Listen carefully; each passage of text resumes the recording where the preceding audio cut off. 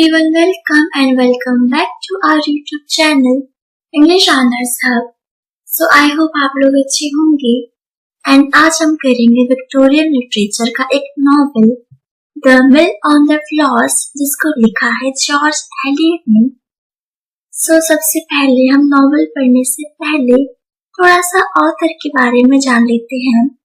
George Eliot pen name था the English novelist Mary Ann Evans का, जो कि बॉर्न हुई थी 22 नवंबर 1819 को और उनकी डेथ हुई थी 22 दिसंबर 1880 को।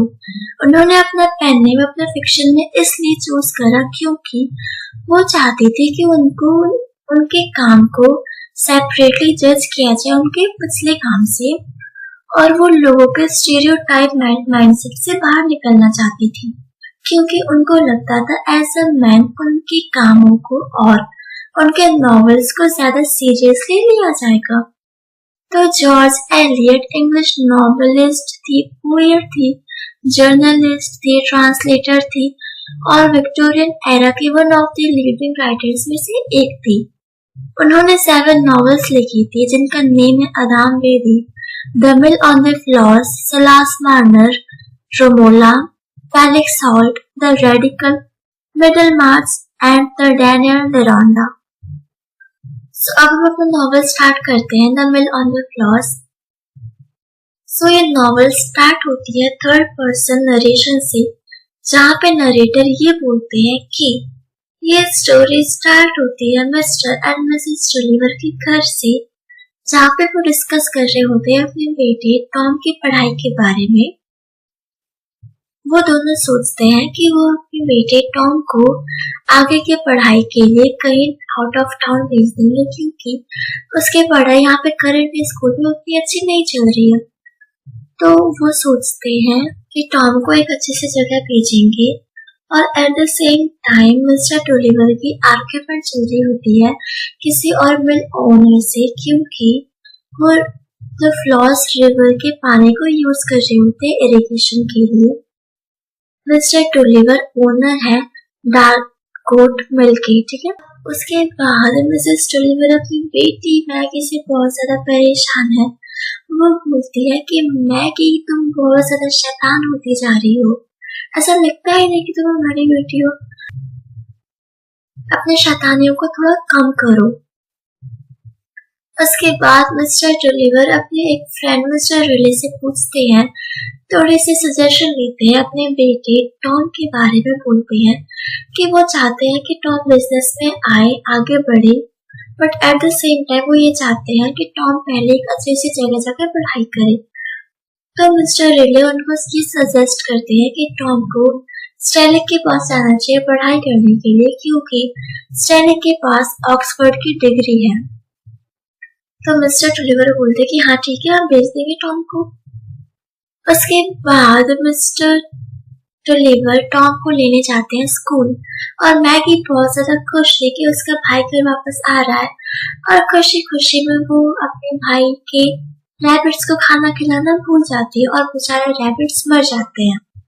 अब जैसे ही टॉम घर वापस आता है वो अपने रैबिट्स के बारे में पूछता है कि मेरे रैबिट्स कैसे हैं, और मैगी थोड़ी सी उदास, थोड़ी सी खुश टॉम के आने से बट उदास रैबिट्स के मरने से, बोलती है कि सॉरी भैया, आपके रैबिट्स मर गए क्योंकि मैं उनको खाना खिलाना भूल गई थी, बट मैंने कुछ पैसे सेव करे हैं, आप जाके न्यू रैबिट्स ले आइए अपने लिए।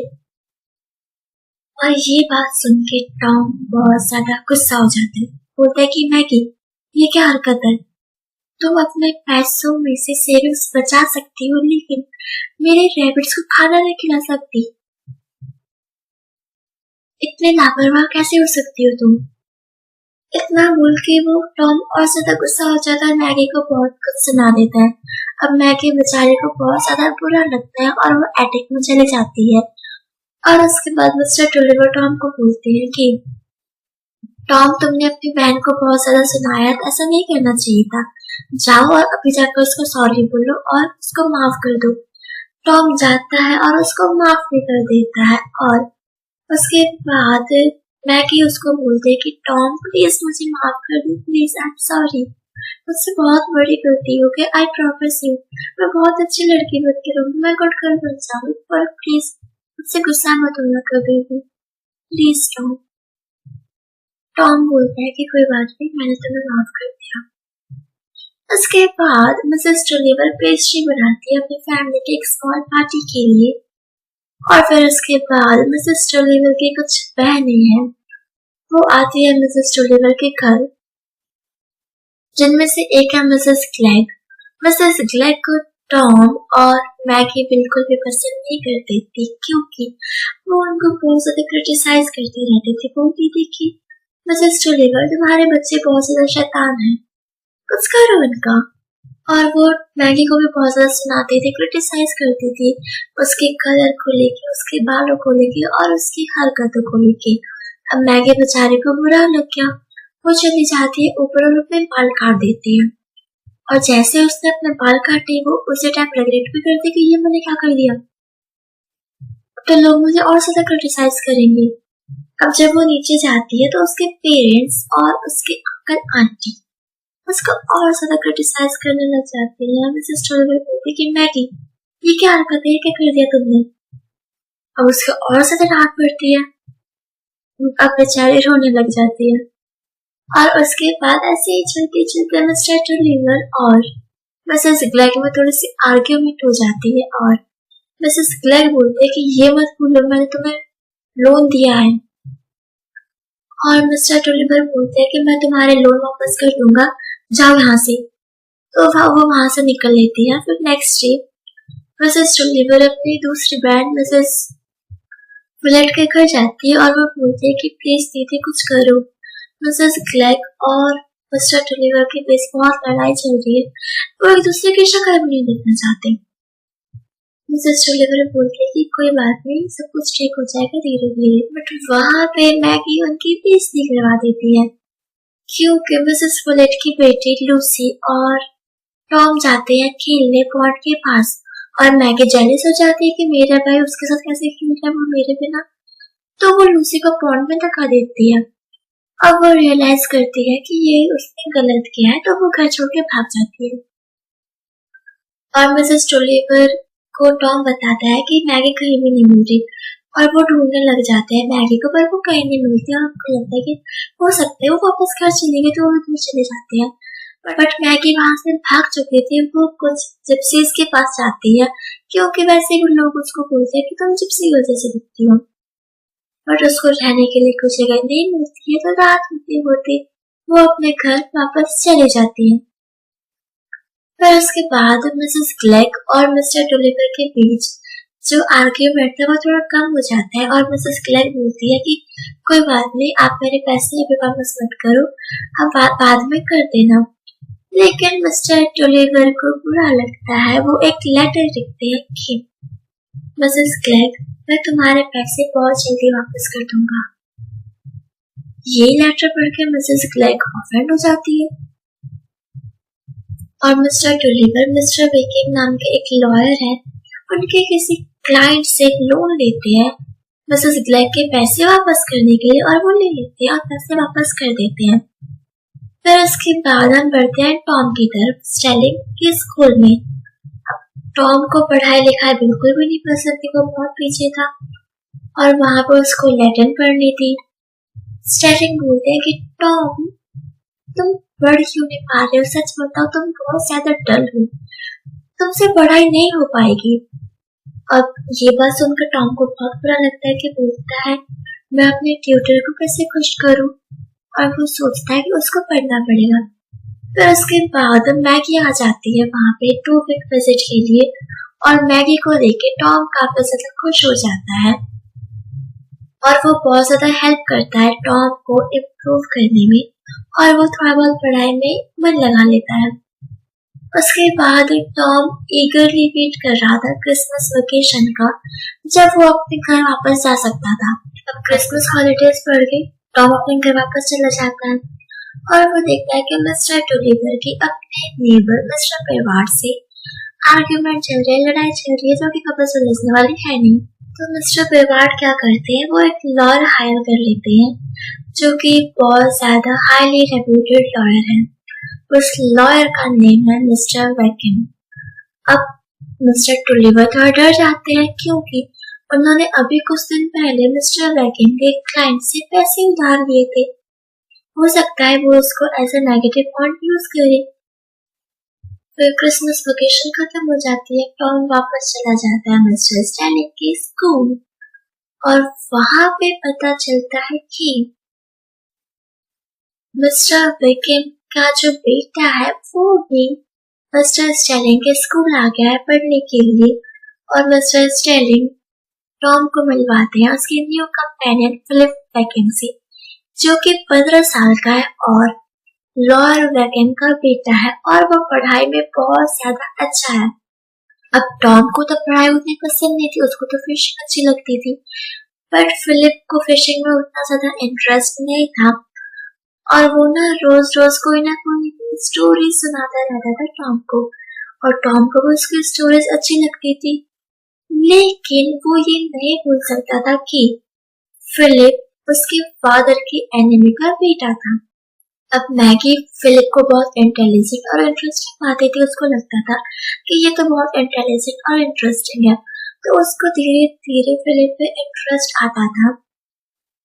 फिर काफी टाइम बाद कुछ टाइम गुजर जाता है और सब लोग बड़े हो जाते। अब टॉम 16 साल का एक हैंडसम यंग बॉय है और उसकी स्कूलिंग खत्म होने वाली होती है। और जब उसकी स्कूलिंग खत्म हो रही होती है, मैगी आती है टॉम से मिलने और वो बोलती है कि उसके फादर मिस्टर टुलिवर ने जो केस फाइल किया था मिस्टर बेवार्ड के अगेंस्ट वो हार गए हैं और अब वो अपनी प्रॉपर्टी और अपने सारे पैसे हार चुके हैं और साथ ही वो घोड़े से गिर गए थे और उनकी याददाश्त भी चली गई है। उन्हें मैगी के अलावा कोई और नहीं याद। ये बात सुन के टॉम बहुत ज्यादा शॉक्ड हो जाता है और बोलता है कि चलो अभी घर वापस चलते हैं। और टॉम मैगी को बोलता है कि आज के बाद से तुम फिलिप से कभी बात नहीं करोगी। मिस्टर टुलिवर मैगी को एक लेटर लिखते हैं कि जल्दी घर वापस आ जाओ अपने बोर्डिंग स्कूल से। फिर उसके बाद जब वो लोग घर वापस आते हैं तो टॉम अपनी फैमिली की हालत देख के बहुत ज्यादा उदास हो जाता है। वो सोचता है कि वो जॉब करेगा और अपने फैमिली को सपोर्ट करेगा। उसके बाद मिसेस टुलिवर की बहनें आती है और वो उनको सुनाती है कि काश हम तुम लोगों की मदद कर पाते। टॉम बेटा, अब तुम्हें ही कुछ ना कुछ करना पड़ेगा, अपने फैमिली की हेल्प करनी पड़ेगी, अपनी फैमिली और मैगी को तुम्हें ही संभालना है। टॉम बोल देता है कि आंटी आप इतना टेंशन मत लीजिए, हमारी फैमिली का मैं संभालूंगा। अगर आपको कुछ करना ही है तो हमारी हेल्प कीजिए, क्योंकि हम अपना फर्नीचर भी खो रहे हैं जो कि हमारी मदर को बहुत ज्यादा पसंद था।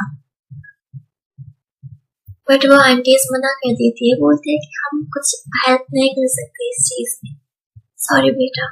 और उसके बाद मिस्टर टुलिवर को थोड़ा सा होश आता है और वो टॉम को बोलते हैं कि बेटा अब तुम्हें सारे डेब्ट्स पे करने हैं एंड आई एम सॉरी मैं तुम्हें इस हाल में छोड़ रहा हूँ, बट मेरी भी हालत ऐसी है, अब जो भी करना है तुम्हें ही करना है।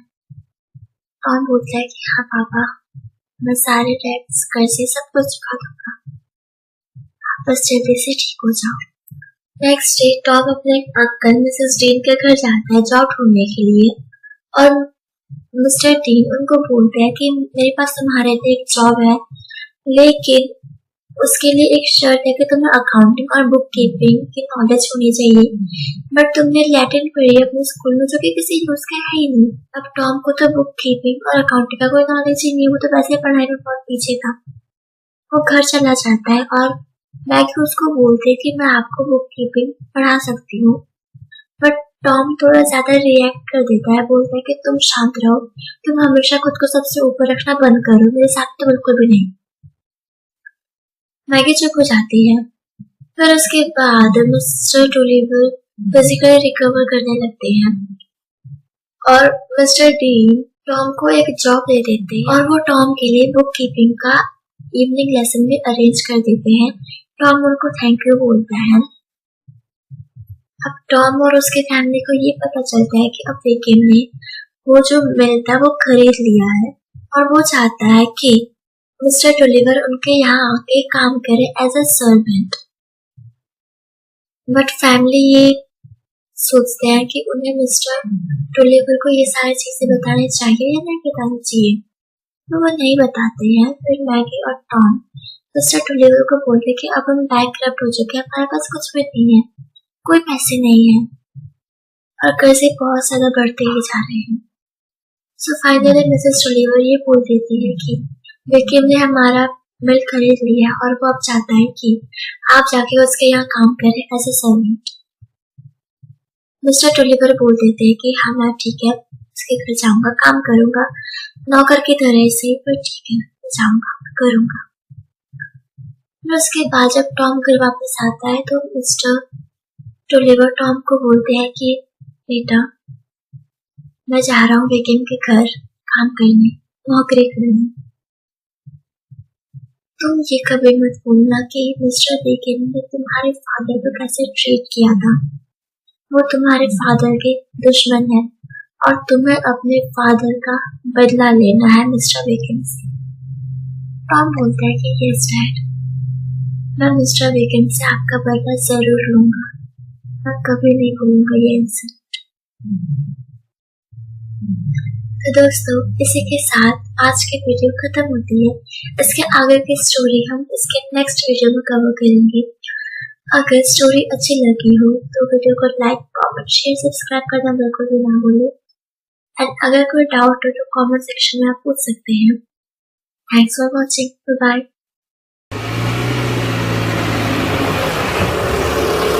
खत्म। Bye bye, tata, good bye.